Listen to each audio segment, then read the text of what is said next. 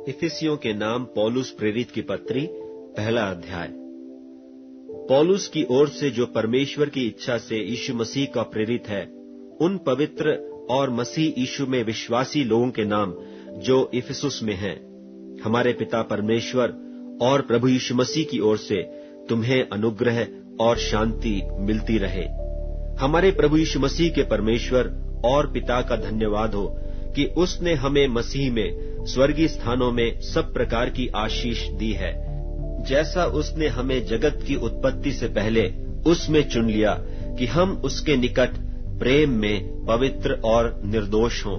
और अपनी इच्छा की सुमति के अनुसार हमें अपने लिए पहले से ठहराया कि यीशु मसीह के द्वारा हम उसके लेपालक पुत्र हों, कि उसके उस अनुग्रह की महिमा की स्तुति हो जिसे उसने हमें उस प्यारे में सेंत मेंत दिया। हमको उसमें उसके लोहू के द्वारा छुटकारा अर्थात अपराधों की क्षमा उसके उस अनुग्रह के धन के अनुसार मिला है, जिससे उसने सारे ज्ञान और समझ सहित हम पर बहुतायत से किया, कि उसने अपनी इच्छा का भेद उस सुमति के अनुसार हमें बताया, जिसे उसने अपने आप में ठान लिया था कि समयों के पूरे होने का ऐसा प्रबंध हो कि जो कुछ स्वर्ग में है और जो कुछ पृथ्वी पर है, सब कुछ वह मसीह में एकत्र करे, उसी में जिसमें हम भी उसी की मनसा से जो अपनी इच्छा के मत के अनुसार सब कुछ करता है, पहले से ठहराए जाकर मिरास बने, कि हम जिन्होंने पहले से मसीह पर आशा रखी थी उसकी महिमा की स्तुति के कारण हो। और उसी में तुम पर भी, जब तुमने सत्य का वचन सुना जो तुम्हारे उद्धार का सुसमाचार है, और जिस पर तुमने विश्वास किया, प्रतिज्ञा किए हुए पवित्र आत्मा की छाप लगी, वह उसके मोल लिए हुओं के छुटकारे के लिए हमारी मीरास का बयाना है कि उसकी महिमा की स्तुति हो। इस कारण मैं भी उस विश्वास का समाचार सुनकर जो तुम लोगों में प्रभु यीशु पर है और सब पवित्र लोगों पर प्रकट है, तुम्हारे लिए धन्यवाद करना नहीं छोड़ा, और अपनी प्रार्थनाओं में तुम्हें स्मरण करता हूँ कि हमारे प्रभु यीशु मसीह का परमेश्वर जो महिमा का पिता है, तुम्हें अपनी पहचान में ज्ञान और प्रकाश की आत्मा दे, और तुम्हारे मन की आंखें ज्योतिमय हो कि तुम जान लो कि उसके बुलाने से कैसी आशा होती है, और पवित्र लोगों में उसकी मिरास की महिमा का धन कैसा है, और उसकी सामर्थ्य हमारी ओर जो विश्वास करते हैं कितनी महान है, उसकी शक्ति के प्रभाव के उस कार्य के अनुसार जो उसने मसीह के विषय में किया, कि उसको मरे हुओं में से जिलाकर स्वर्गीय स्थानों में अपनी दाहिनी ओर सब प्रकार की प्रधानता और अधिकार और सामर्थ और प्रभुता के और हर एक नाम के ऊपर जो न केवल इस लोक में पर आने वाले लोक में भी लिया जाएगा, बैठाया, और सब कुछ उसके पांव तले कर दिया, और उसे सब वस्तुओं पर शिरोमणि ठहराकर कलीसिया को दे दिया। यह उसकी देह है और उसी की परिपूर्णता है जो सब में सब कुछ पूर्ण करता है। इफिसियों के नाम पौलुस प्रेरित की पत्री, दूसरा अध्याय।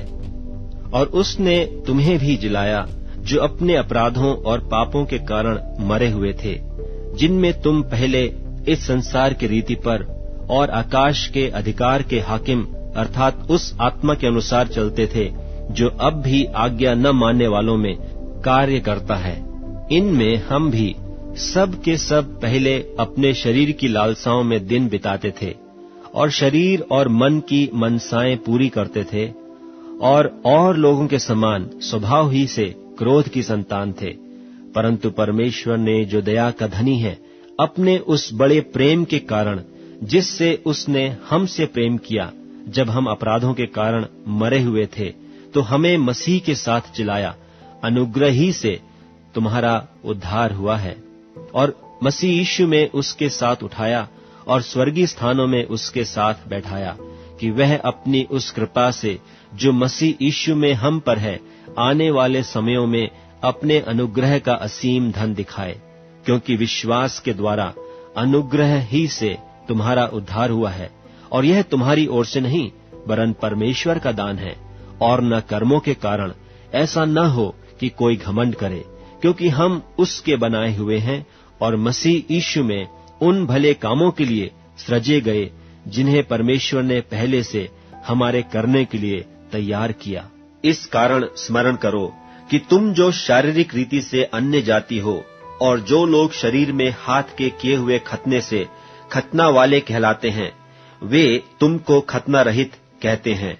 तुम लोग उस समय मसीह से अलग और इस्राएल की प्रजा के पद से अलग किए हुए और प्रतिज्ञा की वाचाओं के भागी न थे और आशाहीन और जगत में ईश्वर रहित थे। पर अब तो मसीह यीशु में तुम जो पहले दूर थे, मसीह के लहू के द्वारा निकट हो गए हो। क्योंकि वही हमारा मेल है जिसने दोनों को एक कर लिया और अलग करने वाली दीवार को जो बीच में थी ढा दिया, और अपने शरीर में बैर अर्थात वह व्यवस्था जिसकी आज्ञाएं विधियों की रीति पर थीं, मिटा दिया, कि दोनों से अपने में एक नया मनुष्य उत्पन्न करके मेल करा दे, और क्रूस पर बैर को नाश करके इसके द्वारा दोनों को एक देह बनाकर परमेश्वर से मिलाए। और उसने आकर तुम्हें जो दूर थे और उन्हें जो निकट थे, दोनों को मेल मिलाप का सुसमाचार सुनाया, क्योंकि उसी के द्वारा हम दोनों की एक आत्मा में पिता के पास पहुंच होती है। इसलिए तुम अब विदेशी और मुसाफिर नहीं रहे, परंतु पवित्र लोगों के संगी, स्वदेशी और परमेश्वर के घराने के हो गए, और प्रेरितों और भविष्यद्वक्ताओं की नेव पर, जिसके कोने का पत्थर मसीह यीशु आप ही है, बनाए गए हो, जिसमें सारी रचना एक साथ मिलकर प्रभु में एक पवित्र मंदिर बनती जाती है, जिसमें तुम भी आत्मा के द्वारा परमेश्वर का निवास स्थान होने के लिए एक साथ बनाए जाते हो। इफिसियों के नाम पौलुस प्रेरित की पत्री, 3 अध्याय।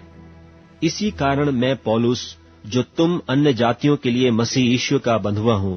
यदि तुमने परमेश्वर के उस अनुग्रह के प्रबंध का समाचार सुना हो जो तुम्हारे लिए मुझे दिया गया, अर्थात यह है कि वह भेद मुझ पर प्रकाश के द्वारा प्रकट हुआ, जैसा मैं पहले संक्षेप में लिख चुका हूं,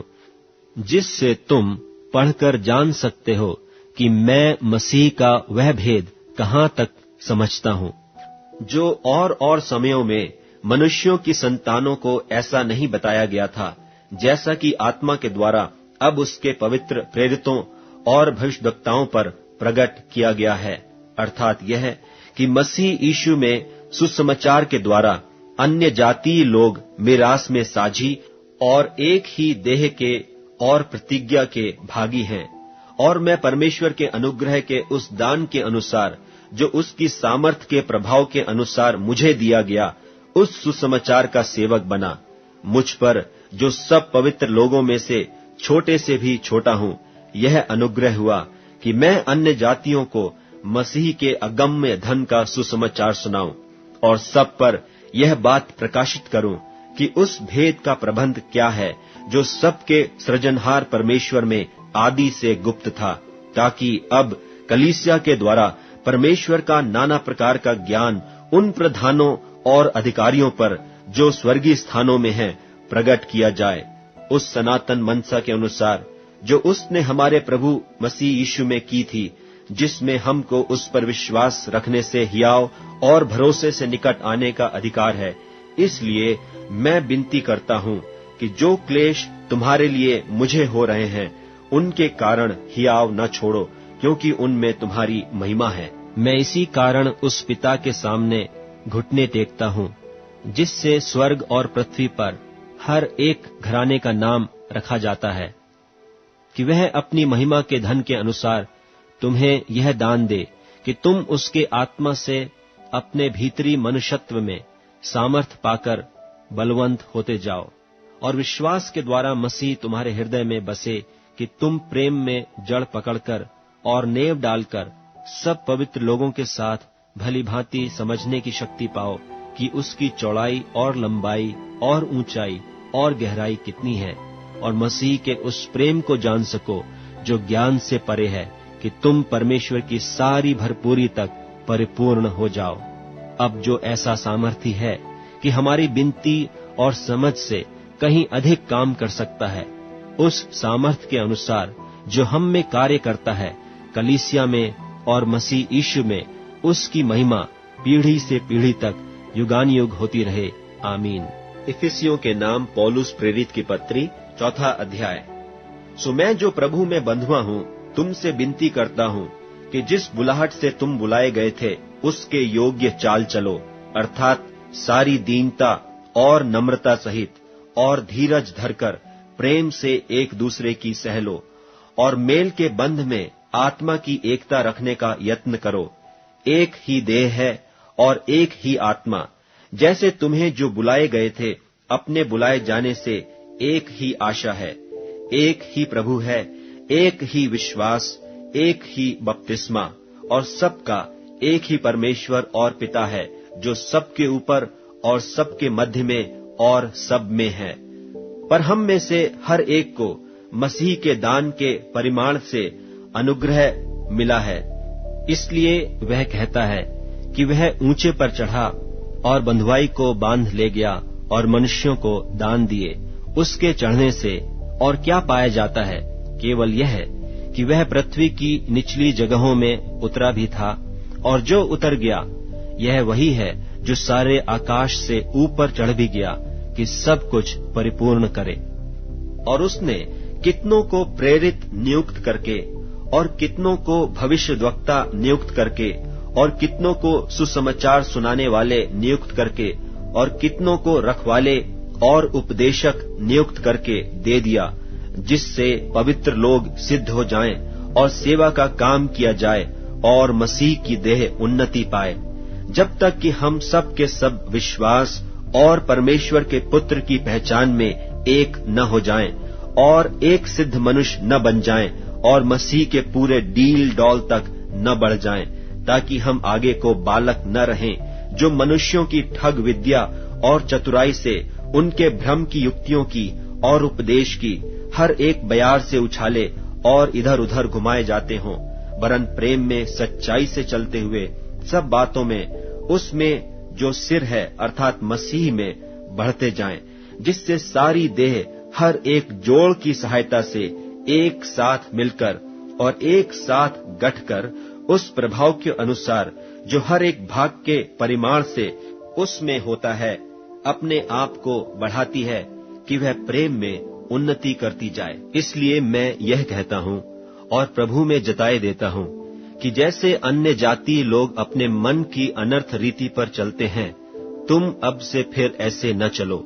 क्योंकि उनकी बुद्धि अंधेरी हो गई है और उस अज्ञानता के कारण जो उनमें है और उनके मन की कठोरता के कारण वे परमेश्वर के जीवन से अलग किए हुए हैं, और वे सुन्न होकर लुचपन में लग गए हैं कि सब प्रकार के गंदे काम लालसा से किया करें।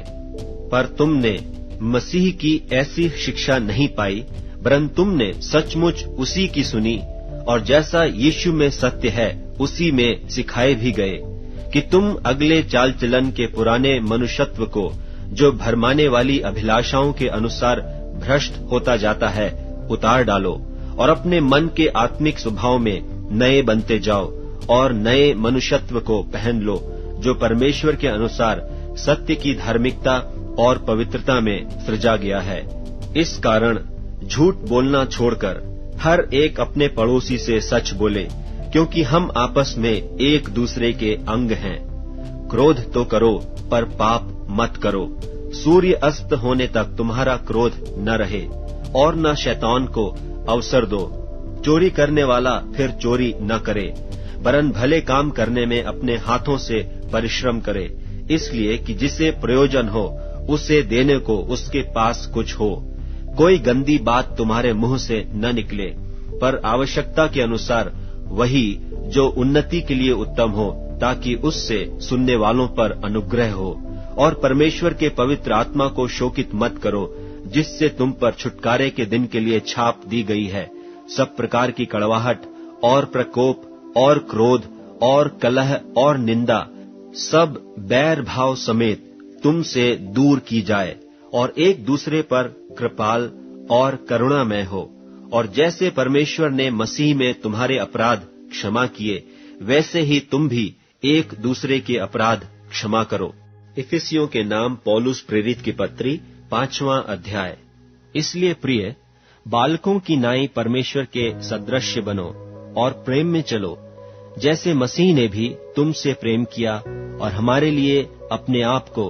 सुखदायक सुगंध के लिए परमेश्वर के आगे भेंट करके बलिदान कर दिया।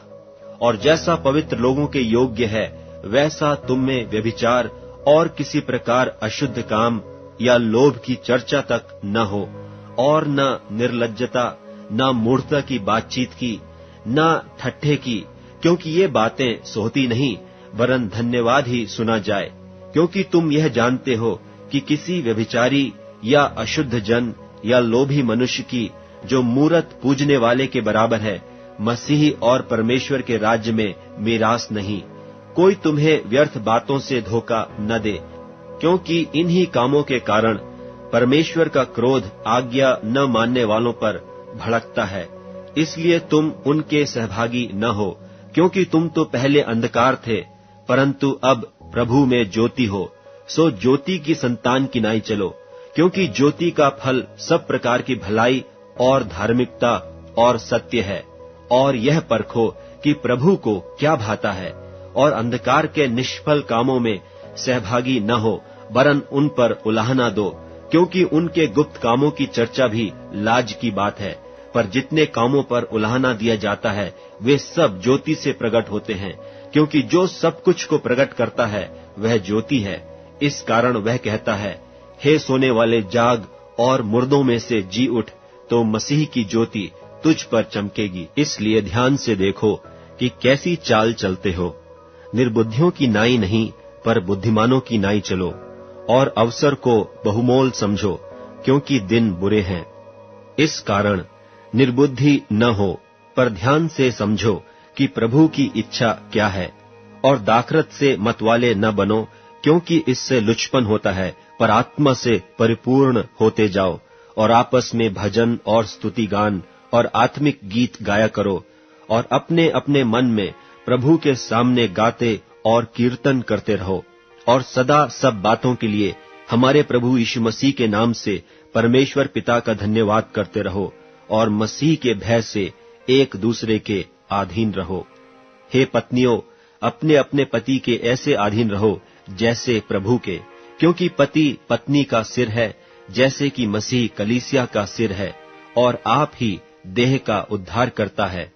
पर जैसे कलीसिया मसीह के अधीन है, वैसे ही पत्नियां भी हर बात में अपने अपने पति के अधीन रहें। हे पतियों, अपनी अपनी पत्नी से प्रेम रखो, जैसा मसीह ने भी कलीसिया से प्रेम करके अपने आप को उसके लिए दे दिया, कि उसको वचन के द्वारा जल के स्नान से शुद्ध करके पवित्र बनाए, और उसे एक ऐसी तेजस्वी कलीसिया बनाकर अपने पास खड़ी करे, जिसमें न कलंक, न झुर्री, न कोई और ऐसी वस्तु हो, वरन पवित्र और निर्दोष हो। इसी प्रकार उचित है कि पति अपनी अपनी पत्नी से अपनी देह के समान प्रेम रखे। जो अपनी पत्नी से प्रेम रखता है, वह अपने आप से प्रेम रखता है, क्योंकि किसी ने कभी अपने शरीर से बैर नहीं रखा, वरन उसका पालन पोषण करता है, जैसा मसीह भी कलीसिया के साथ करता है, इसलिए कि हम उसकी देह के अंग हैं। इस कारण मनुष्य माता पिता को छोड़कर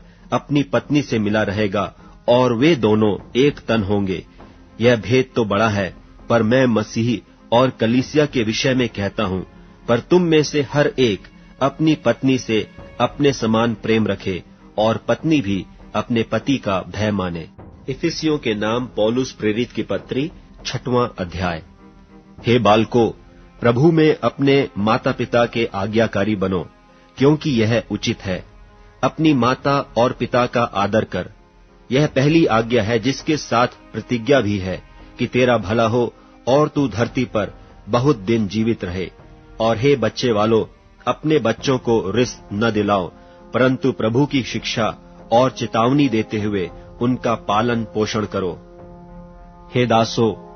जो लोग शरीर के अनुसार तुम्हारे स्वामी हैं, अपने मन की सीधाई से डरते और कांपते हुए जैसे मसीह की, वैसे ही उनकी भी आज्ञा मानो। और मनुष्यों को प्रसन्न करने वालों की नाई दिखाने के लिए सेवा न करो, पर मसीह के दासों की नाई मन से परमेश्वर की इच्छा पर चलो। और उस सेवा को मनुष्यों की नहीं, परंतु प्रभु की जानकर स्वेच्छा से करो, क्योंकि तुम जानते हो कि जो कोई जैसा अच्छा काम करेगा, चाहे दास हो चाहे स्वतंत्र, प्रभु से वैसा ही पाएगा।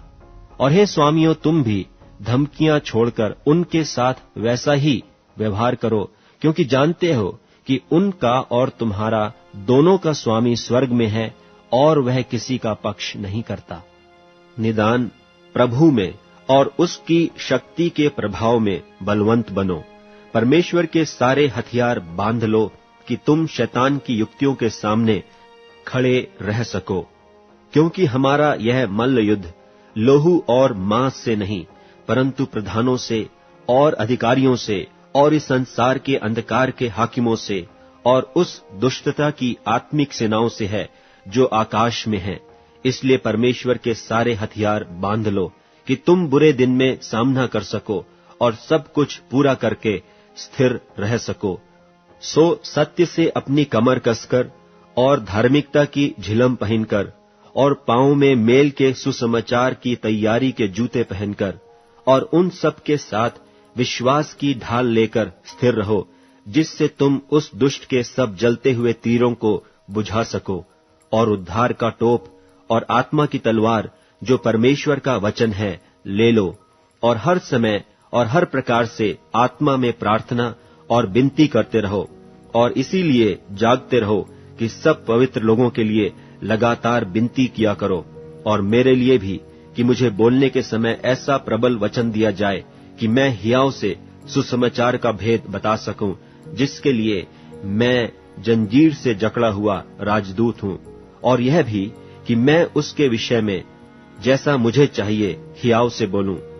और तखिकुस, जो प्रिय भाई और प्रभु में विश्वास योग्य सेवक है, तुम्हें सब बातें बताएगा कि तुम भी मेरी दशा जानो कि मैं कैसा रहता हूं। उसे मैंने तुम्हारे पास इसीलिए भेजा है कि तुम हमारी दशा को जानो और वह तुम्हारे मनों को शांति दे। परमेश्वर पिता और प्रभु यीशु मसीह की ओर से भाइयों को शांति और विश्वास सहित प्रेम मिले। जो हमारे प्रभु यीशु मसीह से सच्चा प्रेम रखते हैं, उन सब पर अनुग्रह होता रहे।